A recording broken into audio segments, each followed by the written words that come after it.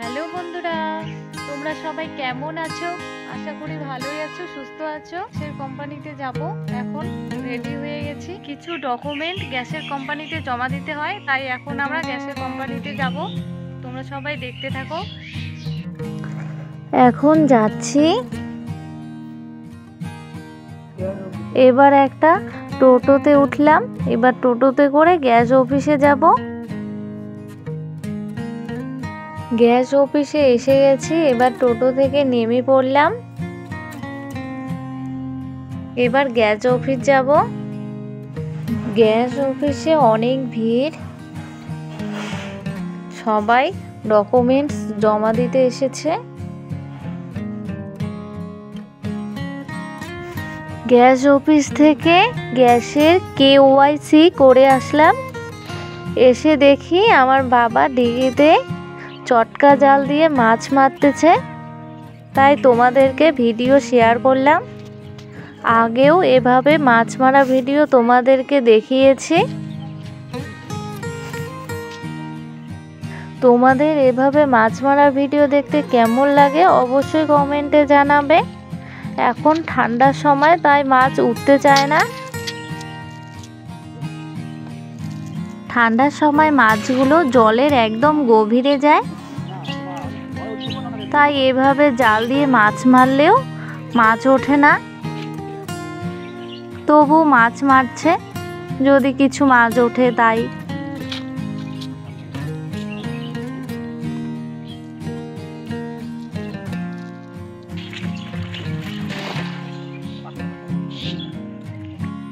হাত ছিল না, বড় ছিল এটা। এই উঠছে ওটা। হ্যাঁ,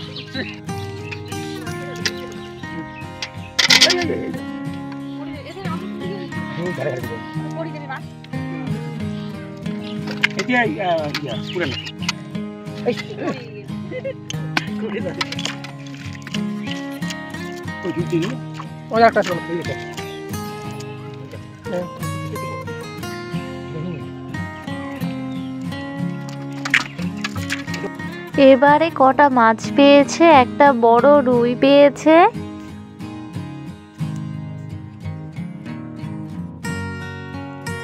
এবার মা মাছগুলো সব কেটে নেবে।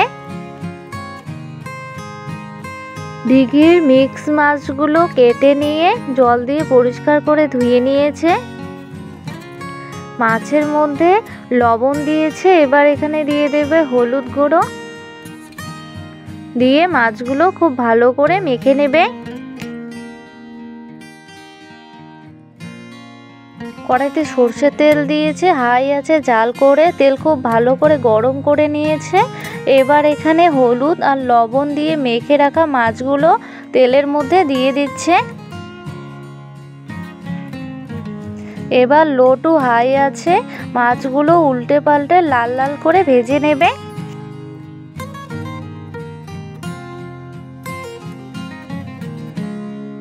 মাছ লাল লাল করে ভেজে নেওয়া হয়ে গেছে। এবার মাছ নামিয়ে নিচ্ছে।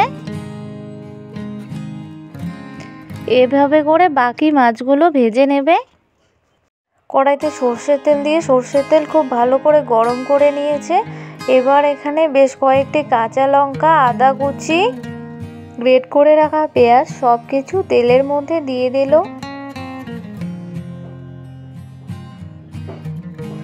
এবার এখানে 1 চা চামচের মতো জিরে গুঁড়ো দিয়ে দিল। এবার খুব ভালো করে নেড়ে নেবে। এবার এখানে হলুদ গুঁড়ো আর স্বাদ মতো লবণ দিয়ে দিল। দিয়ে মশলাগুলো খুব ভালো করে ভেজে নেবে। একটু সময় নিয়ে নেড়ে চেড়ে খুব ভালো করে ভেজে নিতে হবে। ভেজে নেওয়া হয়ে গেছে। এবার এখানে সামান্য জল দিয়ে 5 মিনিটের মতো জাল করে নেবে। 5 মিনিট জাল করে নিয়েছে। এবার এখানে ডিগির ভেজে রাখা মাছগুলো দিয়ে দেবে। মাছগুলো দিয়ে আরও 3 মিনিট জাল করে নেবে। দিঘির মাছের তেল ঝাল রান্না হয়ে গেছে। এবার নামিয়ে নেবে।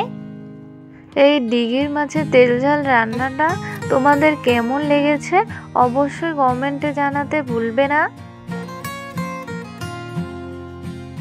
বন্ধুরা, আমার রান্নার ভিডিওগুলি দেখে যদি তোমাদের ভালো লেগে থাকে তাহলে অবশ্যই লাইক, কমেন্ট এবং শেয়ার করবে এবং চ্যানেলটিকে অবশ্যই সাবস্ক্রাইব করবে। পরবর্তী রান্নার ভিডিও পেতে বেল আইকনটি অবশ্যই ক্লিক করবে। এটা সম্পূর্ণভাবে আলাদা একটা তেল ঝাল, তোমরা অবশ্যই বাড়িতে একবার ট্রাই করো, খেতে কিন্তু দারুণ লাগে।